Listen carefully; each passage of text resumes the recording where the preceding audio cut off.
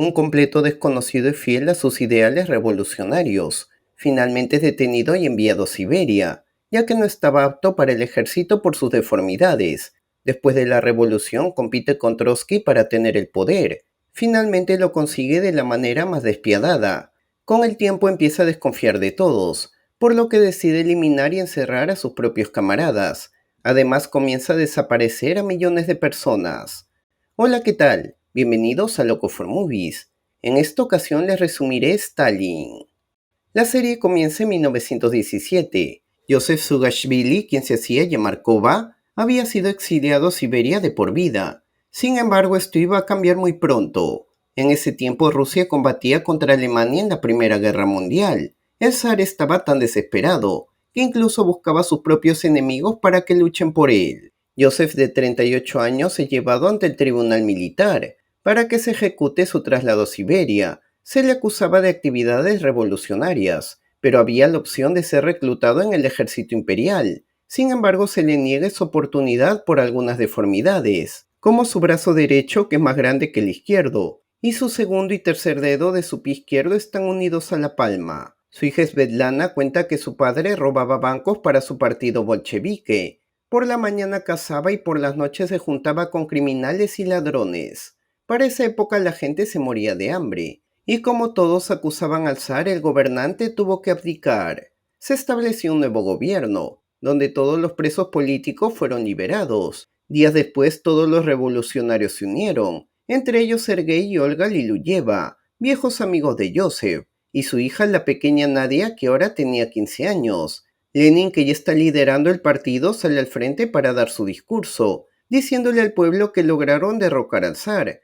Por lo tanto, no seguirán con su cruel guerra porque buscarán la paz. Además, a la gente no les volverá a faltar comida, y desde ese momento continuarán con la revolución hasta conseguirlo. 6 meses después, los bolcheviques terminaron la revolución y se estableció un gobierno comunista. El zar con su familia fueron ejecutados, pero luego comenzó la guerra civil. Ahora nos trasladamos a la casa de Nadia. La joven conversa con su madre y recuerda el momento que Joseph la salvó de ahogarse. En esos momentos Stalin está con su padre y le pide que ya no lo llame Kova, sino Stalin, que significa cero. Tiempo después Nadia se convierte en una de las secretarias de Lenin, pero un año después se une Stalin y es enviada al frente del sur. En sí fue su decisión porque ella no quería estar en un escritorio, sino ser útil en la guerra civil. Sin embargo, el hombre no le cree y piensa que Lenin o Trotsky le enviaron para espiarlo. A pesar de todo, nadie pensaba que Stalin iba a cambiar Rusia, y tenía toda la razón. El hombre luego la llama para que escriba un documento, donde autoriza hacer lo que sea para estabilizar el frente del sur. Nadia le dice que solo lo han enviado a recolectar granos. Sin embargo, luego recuerda que el hombre ya se siente líder, y sus acciones revolucionarias han hecho que tanto su padre como ella lo admiren, ya que consigue todo lo que quiere. Stalin nota que la joven está interesada en él y aprovecha el momento. Al día siguiente, Stalin llega a su destino y se encuentra con el comandante Klim Voroshilov. Mientras conversa, se entera que el hombre no confía en los oficiales que le pertenecían al zar, ni en Trotsky, que ahora está al mando de ellos, por lo que ordena que los llamen sin consultarlo con Trotsky, para que después los encierren en un barco y los liquiden, a pesar que los apoyaron en la revolución. Al día siguiente, Trotsky se entera y no cree que la muerte de los hombres haya sido un accidente como Stalin mencionó, pidiéndole a Lenin que lo retire de una vez del partido, ya que los oficiales eran muy importantes y irreemplazables, advirtiéndole que si no lo hace renunciará. Lenin trata de calmarlo diciéndole que ambos son muy importantes para él. Trotsky, fastidiado, se retira del lugar. Desde ese día el hombre trató de evitar a Stalin y nunca le perdonó por lo que hizo. Incluso ambos trataban de evitarse dentro del Kremlin, donde estaban todos los integrantes del partido. En abril de 1919, Stalin con Nadia se casan. Su madre Olga no estaba de acuerdo con la boda. Sin embargo, no podía hacer nada ante la felicidad de su hija. En la boda también habían llegado algunos amigos de Trotsky, quienes detestaban a Stalin porque no tenía modales y era maleducado. Por otro lado, Trotsky prefirió estar encerrado en su habitación. El hombre era hijo de un próspero dueño de tierras, y todos creían que iba a ser el sucesor de Lenin. A rato llega Lenin para disfrutar de la fiesta, Después de unas cuantas canciones, Stalin carga a su esposa y se la lleva a su habitación. Tiempo después el trabajo había empezado a aumentar, porque tenía más problemas que resolver, y por consiguiente iba a ser mucho para Nadia. Por lo tanto, Lenin propuso que uno de ellos sea designado para tal puesto. Nadie quería aceptarlo. Trotsky mencionó que para ese puesto necesitaban a la mula de Stalin. La mayoría le da la razón y también lo escogen, por lo que Stalin termina aceptando, convirtiéndose en el nuevo secretario general. La reunión continúa. Bujarin menciona que a pesar que terminó la guerra, la policía sigue aterrorizando a las personas. Lenin no está de acuerdo, pero a la vez sabe que ninguna revolución funciona sin ejercer el terror. Luego le pide que le muestre su dibujo. Bujarin le enseña el boceto de Nadia cargando a Stalin, haciendo reír a todos. Días después Stalin conversa con su mejor amigo Sergo, y le dice que los líderes son tan ingenuos para darle el puesto de secretario general, ya que ahora podrá controlar todas las regiones del país. Además, como obsequio le han dado una casa de campo, propiedad de Suvalov, uno de sus antiguos enemigos. Sin embargo, no puede olvidar el rechazo que le muestra Trotsky. También se ha enterado que en Georgia, el lugar donde creció, un grupo de hombres han tomado el control y están atormentando a los pobladores, por lo que le pide que viaje a ese lugar para que controle la situación, además que use botas para castigarlos. Horas más tarde nace su hijo. Stalin contento lo carga y lo nombra Vasily. En eso un mensajero llega a su casa, para decirle que Lenin tuvo un accidente cerebrovascular. Todos se empiezan a preocupar menos él. Al día siguiente llega a su casa y le pregunta a su esposa si puede hablar con él. La mujer solo le responde que nunca le ha pedido permiso. Stalin se encuentra con un Lenin molesto, ya que le ha llegado la copia del telegrama que entregó a Sergo, donde ordenó castigar a los miembros del comité de Georgia sin consultarle. Además, Sergo ha golpeado a uno de ellos, por lo que le ordena que envíe al hombre para que se disculpe. Stalin solo quiere saber quién le entregó el mensaje, y al no tener respuesta le dice que todos están en su contra, y buscan desestabilizarlo para acabar con él, porque saben que se encuentra muy mal de salud, pero él se encargará que eso no pase. Stalin, sabiendo que la mayoría de los miembros del partido estaban en su contra, empezó a rodearse de hombres despiadados para que sean leales a él. Uno de ellos era Kaganovich, que hacía de informante. A los días, Stalin interceptó una llamada de la esposa de Lenin. La mujer llama a Trotsky de parte del líder, para que se encargue de liquidar a Stalin antes que sea demasiado tarde. Stalin no pierde tiempo y visita a Lenin, pero lo vuelve a encontrar molesto, ya que ha descubierto que el hombre ha prohibido que le lleven periódicos a su casa, y a cambio ha creado uno especialmente para él sin nada de política. Stalin se defiende, diciéndole que solo fue orden de los médicos para que se recupere, y antes de irse trata mal a su esposa por comunicarse con Trotsky. El líder se acerca y solo logra escuchar la conversación.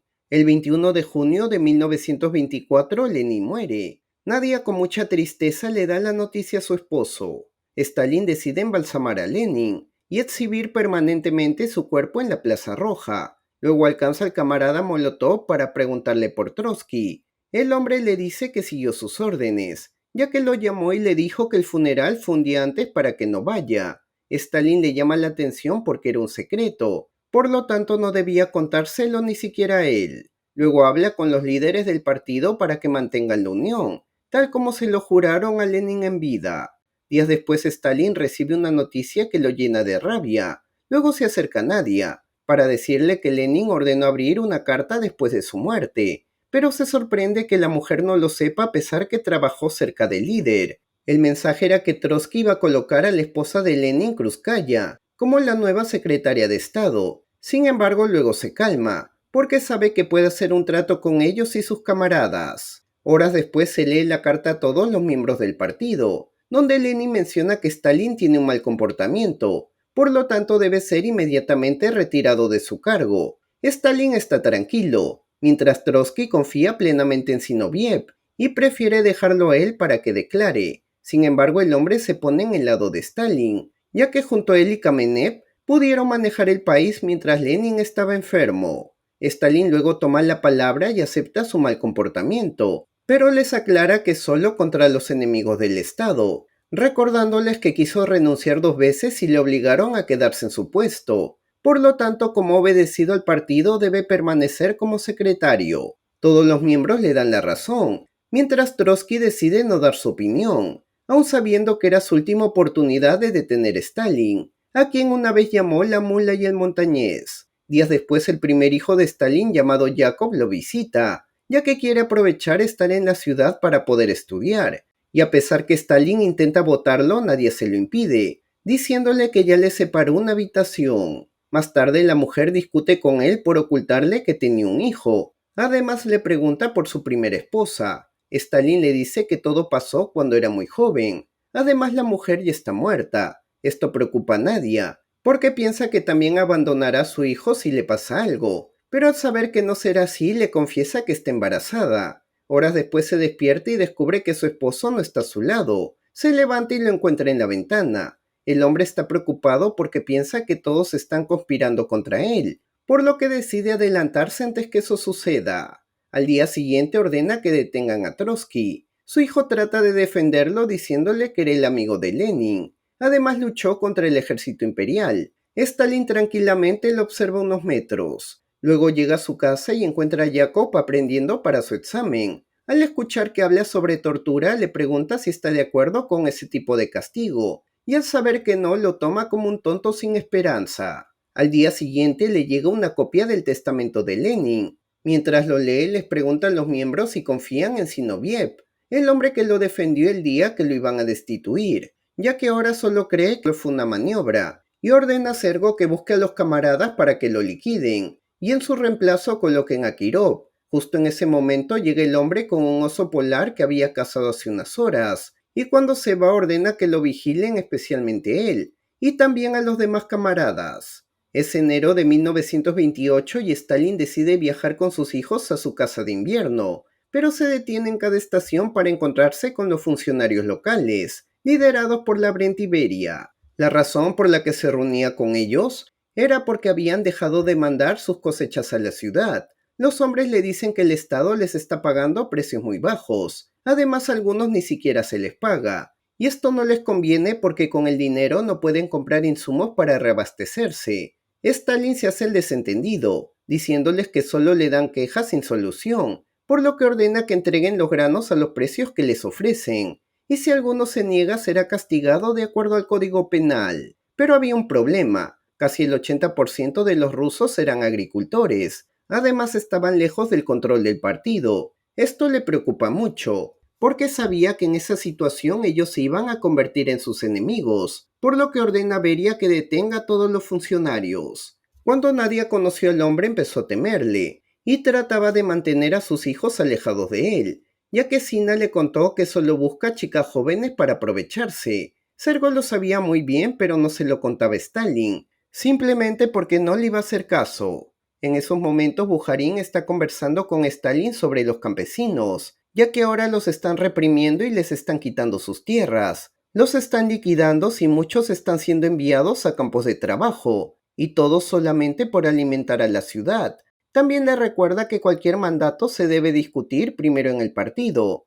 Stalin le responde que no es necesario, porque ya conoce la posición de todos. Cuando el hombre se retire, Stalin envía a Beria para que lo vigile. Nadie que ha escuchado la conversación tiene miedo que algo le pase a Bujarin, ya que Stalin ha empezado a desconfiar de todos, incluso de Sergo, que es su mejor amigo, y por esa razón también envió a Trotsky al exilio. Tampoco tiene ningún sentimiento hacia su familia, porque hasta su propio hijo Yakov lo terminó humillando. Al día siguiente, la mujer descubre que Stalin le prohibió a su hijo casarse, porque no aceptaba que su pareja sea judía. El joven, que está muy mal, se va a su habitación y se da un tiro. Nadie va a auxiliarlo y descubre que aún está vivo. Stalin luego se acerca, y sin ninguna pena menciona que Yakov es tan tonto, que ni siquiera pudo dispararse bien, y mientras se va no puede creer que el joven sea su hijo.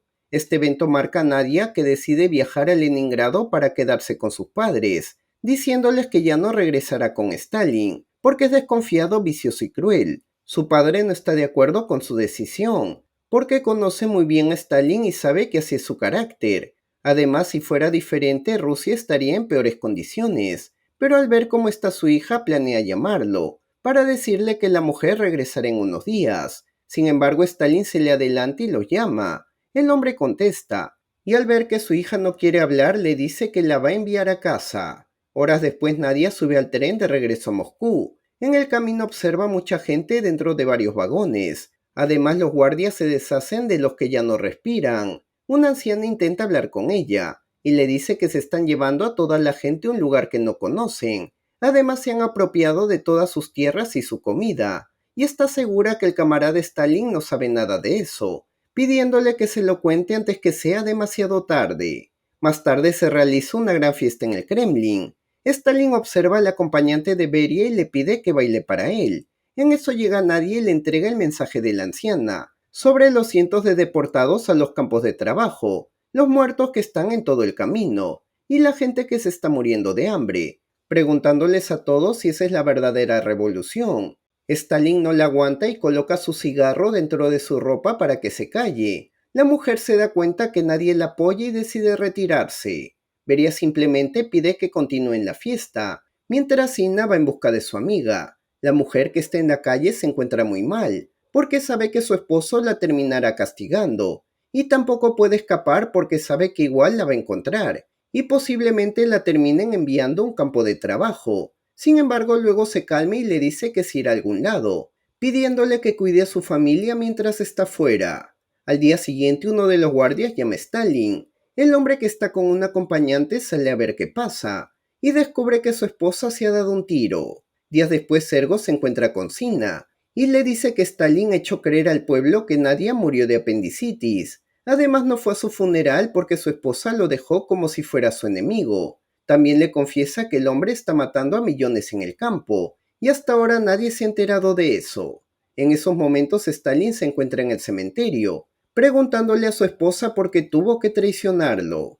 2 años después comienza la hambruna en Rusia. Sin embargo, Stalin solo decía que era un cuento de hadas, pero era mentira porque sabía muy bien lo que había hecho, ya que vendió a las demás naciones todos los granos que pudo haber salvado a su gente. Con el dinero industrializó la nación de campesinos. Esto condenó a muchas personas a trabajar día y noche por casi toda su vida. Días después, Bujarin contrae matrimonio pero no invita a Stalin. Además, conversa con los miembros del partido para armar una estrategia contra Hitler y evitar que los alemanes los invadan. En eso llega Kirov con un zorro que había cazado, obsequiándolo a los novios como regalo. Stalin se entera por su hija Svetlana de la boda, y momentos después llega al evento, descubriendo que hasta sus suegros fueron invitados. Sin embargo, no se molesta y brinda por los nuevos novios, ya que Lenin como él apreciaba mucho a Bujarin. Luego conversa con Kirov y le dice que enviará el reemplazo de Yagoda a Leningrado para eliminar a los sospechosos que quieren hacerle daño. Kirov le cree y regresa a la fiesta, sin saber que en realidad era un plan de Joseph para deshacerse de él, ya que la gente lo veía como su última esperanza para salvar Rusia. Al día siguiente Stalin llama a Yagoda para que lo visite. En esos días el líder había reorganizado la seguridad del Estado y terminó colocando a Yagoda como jefe de la policía secreta. Para ese tiempo Stalin tenía varias casas, y más en las afueras de Moscú que había construido como fortalezas, donde pasaba la mayor parte de su tiempo. En cuanto a las películas rusas, todas debían ser aprobadas antes de su circulación. También le gustaba el cine, sobre todo las películas americanas como las musicales, las de gángsters y las comedias, entre ellas las de Charlie Chaplin. Además logró conseguir una película de la propaganda nazi. Más tarde conversa con Yagoda para decirle que Kirov sabe que los camaradas quieren colocarlo como nuevo secretario. Yagoda no está seguro que eso sea verdad, pero luego se da cuenta que Stalin le ha dicho con otras palabras que lo liquide. Ahora estamos 1 de diciembre de 1934 en Leningrado. Kirov llega al edificio del Soviet para una reunión. El hombre no tenía mucho cuidado porque se sentía muy seguro con su guardia personal. Sin embargo, el militar es interceptado en la entrada por la policía secreta. Kirov ahora camina solo por los pasadizos. En eso un hombre llamado Leonid Nikolayev lo ataca por la espalda, matándolo inmediatamente. Al día siguiente Stalin se encuentra con el guardia y le da una bofetada por no haber cuidado de Kirov. Luego se encuentra con Leonid que está encerrado en una habitación. Le pregunta por qué mató a Kirov. El hombre confiesa que recibió las órdenes de Yagoda que está a su lado. Stalin le dice que eso no es verdad, obligándolo a que confiese que nunca antes vio a Yagoda y que empiece a dar nombres de los conspiradores. entre ellos el camarada Zinoviev, asegurándole que si lo hace su familia será liberada inmediatamente. El hombre accede a declarar, por lo que Stalin se retira tranquilo, ordenando al camarada Yesov que una vez confiese acabe con él. Días después Bujarin está preocupado, porque primero dijeron que Kirov fue liquidado por un enemigo que actuaba solo, pero ahora dicen que fue toda una conspiración, recordando que es lo mismo que hicieron los alemanes al quemar el Reichstag, para luego culpar a los comunistas del desastre. Para ese tiempo era un crimen criticar a Stalin o su forma de gobernar, incluso era considerado una traición. En ese momento Stalin ya ha detenido a Zinoviev y a Kamenev, porque han sido acusados de planear la muerte de Kirov. Además tiene una confesión donde Trotsky también está involucrado. Los hombres no dan crédito a esas declaraciones porque es mentira. Yagoda luego menciona que a partir de los 12 años los jóvenes están sujetos al Código Penal, e incluso pueden ser castigados con la muerte. Y esto lo dice porque el hijo de Kamenev fue descubierto preparando un atentado contra Stalin. El hombre no les cree porque su hijo solo tiene 14 años. Stalin no le hace caso porque solo se basa en las evidencias. Además descubrió que ambos hombres estaban conversando con Hitler para matarlo. Los acusados saben que no tienen escapatoria por lo que dejan que los detengan, pensando que no los matarán y no volverán a acusar a otro camarada viejo. Además, Stalin les promete que dejará a toda su familia en paz. Al día siguiente, los dos hombres son sacados de sus celdas para ser liquidados. Kamenev no puede creer que Stalin los haya engañado. Los encierran en una habitación donde se encuentra Beria con Yesov, y momentos después los terminan ejecutando.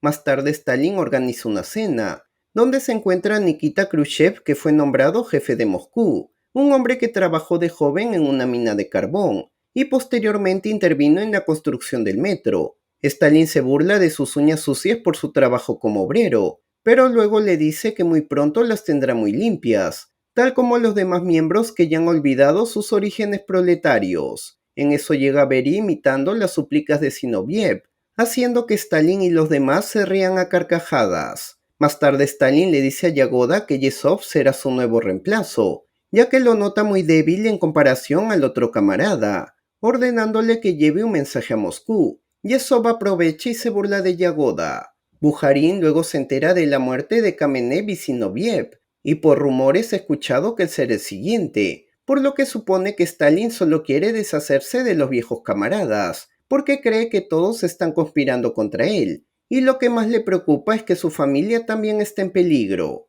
En eso tocan la puerta. Bujarin la abre y descubre que son militares, que han sido enviados para que en una hora desalojen su casa. El hombre se preocupa y no sabe qué hacer. En eso llama Stalin para saludarlo, y al saber que lo están desalojando le dice que le pase con el militar, ordenándole que salgan de inmediato de la casa. Y cuando corta la llamada le dice a Yesov que solo quería asustar al hombre. Más tarde visita a Sergo para pedirle que testifique contra Bujarin, porque si lo hace le creerán ya que es su amigo íntimo. De esa manera probará su lealtad al Estado. Sergo se niega preguntándole por qué no le dispara y acaba de una vez con el problema, en vez de alargar tanto el asunto. Stalin sabe que no podrá convencerlo, por lo que le cuenta que su hermano lo traicionó, ya que después de castigarlo confesó que él cometió muchos excesos en las fábricas. Sergo no le cree y le pide que lo lleve ante él, para confirmar si lo que dice es verdad.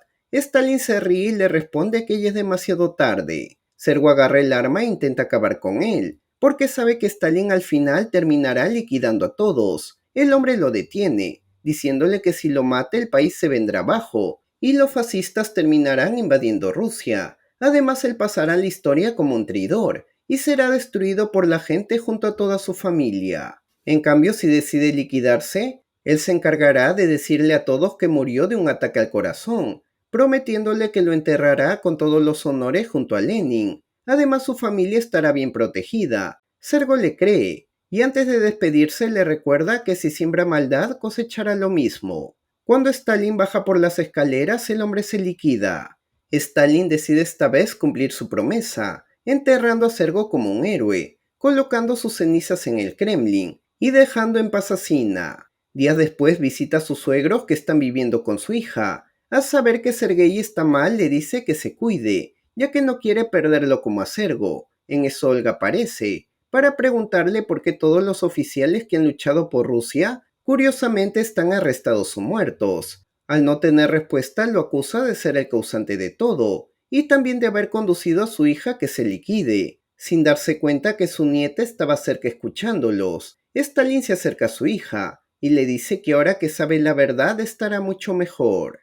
Meses después, Bujarin es llevado ante el tribunal junto a más traidores. Lo acusan de haber conspirado junto a Trotsky para acabar con el régimen soviético, además de haber planeado la muerte de Kirov con Yagoda, ya que el hombre había confesado eso. Stalin a unos metros está observando el juicio, y no puede creer que todos los acusados estuvieron sentados a su lado. En eso Bujarin lo mira directamente, y le dice que todas las acusaciones en su contra son mentira. Esto molesta a Stalin, ya que había ordenado a Yezhov que haga lo que sea para que Bujarin se declare culpable. El hombre se preocupa, y más cuando Stalin le dice que todos los acusados estaban bajo su mando. Por lo tanto, él también debería estar involucrado. Yezhov le dice que solo obedeció sus órdenes, que era purgar a todos para conseguir nuevas personas. Pero eso es peor para él, porque ahora Stalin lo acusa de haber cometido numerosos crímenes. El hombre solo se pone a llorar. A los días Bujarin es sacado de su celda por Beria para ejecutarlo. El hombre tranquilamente le entrega una carta para Stalin y lo sigue. Al llegar descubre que Yagoda está tendido en el suelo. Antes de morir pide que no lastimen a su familia. Luego se pone de espaldas y es liquidado. Ya es 12 de marzo de 1938, y Stalin se entera que los alemanes están marchando con éxito sobre Austria. A pesar de eso no le preocupa, y le dice al general que Hitler no los atacará porque respeta sus ideas. Incluso cree que lo buscará para trabajar de la mano con él. Beria luego le entrega la carta de Bujarin, donde el hombre le pregunta por qué necesitaba su muerte. También se entera que Trotsky logró escapar a México. Además está dentro de una casa que fue convertida en fortaleza, por lo que ordena al hombre que se encargue de él. Tiempo después Yakov se une al ejército solo para que su padre tenga aprecio por él. Sin embargo, a Stalin ni siquiera le importa, y tampoco cuando el hombre le dice que va a ser padre, dándole un abrazo falso antes de despedirse. La guerra contra los alemanes comienza y cobra muchas vidas. El 22 de junio de 1941, Stalin se entera que han sido rodeados por numerosos panzers. Además han destruido casi 1000 aviones, y a pesar que están en desventaja ordena el contraataque, y a Beria que se encargue de aniquilar a cualquier desertor. Luego acusa al general de incompetente por no manejar bien a las tropas. El hombre se defiende diciéndole que él tiene la culpa, ya que se encargó de liquidar a 40.000 de los mejores oficiales. Además dejaba pasar el tiempo, porque pensaba que Hitler lo iba a buscar para negociar, pero luego se empieza a llenar de miedo, porque sabe que Stalin puede mandarlo a matar. Pero eso no pasa porque el hombre se retira sin decir una palabra. El tiempo pasa y los alemanes siguen liquidando a muchos rusos, mientras Stalin se culpa de todo lo que está pasando con su pueblo. Ya han pasado 10 días. Stalin se encuentra en su habitación muy apenado y sin motivación. Sin embargo, Molotov aparece para decirle que sin él no podrán hacer nada, ya que el pueblo solo quiere que el camarada Stalin lo salve. Stalin se repone y al día siguiente da un mensaje al pueblo, para decirles que acabarán con el enemigo y no tendrá misericordia. Beria luego aparece para informarle que capturaron a Yakov. Stalin solo responde que no tiene ningún hijo con ese nombre. Luego ordena que comience el contraataque. Los rusos combaten sin cesar contra los alemanes. Stalin se entera que Yakov fue liquidado cuando intentaba escapar de prisión. Sin embargo, nunca se lo cuenta a su hija. Los alemanes llegan a las puertas de Moscú y rodean Stalingrado. Aún así, los soviéticos logran hacerlos retroceder, pero al costo de 20 millones de rusos muertos. Todo ese tiempo Svetlana estaba distanciada de su padre, pero casi al final de la guerra logró encontrarse con él, ya que su abuelo Sergei había muerto. Por primera vez la familia estaba reunida durante años. Su abuela mencionó que el hombre murió porque se mantuvo en silencio y no por cáncer, ya que vio a muchos de sus camaradas morir en el camino y no dijo nada. Stalin le ordena que se calle, y luego le echa la culpa por criar mal a sus hijos, ya que Svetlana está con un judío, y a Vasily le gusta tomar bastante. Además no tiene que explicar nada porque Sergei lo conocía muy bien. Antes de irse muestra el desprecio que tiene por su familia, ordenando que a Vasily lo metan preso hasta que se le pase el alcohol. Días después se organiza un gran evento, para agradecer a Stalin por la victoria contra los alemanes. El hombre toma la palabra y niega que la victoria haya sido por él, sino por todo el pueblo ruso que cree en un futuro mejor en base al socialismo. En octubre de 1950, Stalin llama a su hija, porque se estaba dando cuenta que lo estaban olvidando. Además, a esas alturas desconfiaba de todos a su alrededor. Svetlana llega con su hijo Joseph. Stalin la recibe y revisa al niño, para luego decirle a su madre que tiene ojos judíos. Svetlana solo lo toma a la broma y luego pasea con él, y aprovecha en pedirle que libere a la esposa de Bujarin porque no es culpable de nada. Además, se ha enterado que de nuevo están desapareciendo gente. Su padre solo le dice que son enemigos del Estado y se retira. Más tarde el doctor llega para revisarlo, advirtiéndole que tiene la presión muy alta, por lo que le recomienda que trabaje menos y coma determinados alimentos. Stalin se niega a hacerle caso, porque lo mismo le dijeron a Lenin y terminó muriendo, asegurando que él sabe cómo cuidarse. Más tarde en la cena, Beria se niega a tomar la sopa, pero Stalin le obliga a hacerlo. Svetlana se siente incómoda y decide irse, pero su padre le pide que lo acompañe. Luego enciende la música y ordena a algunos de sus hombres que bailen. Él también intenta hacerlo, pero se cansa muy rápido. Luego se siente y les dice que ninguno es digno de reemplazarlo. Por eso ha envenenado la sopa para acabar de una vez con ellos. Pero cuando Beria se va al baño les dice que solo era una broma. Sin embargo, luego se preocupa, porque sabe que nada será igual cuando se vaya. Svetlana trata de hacerlo sentir bien y se lo lleva a su habitación.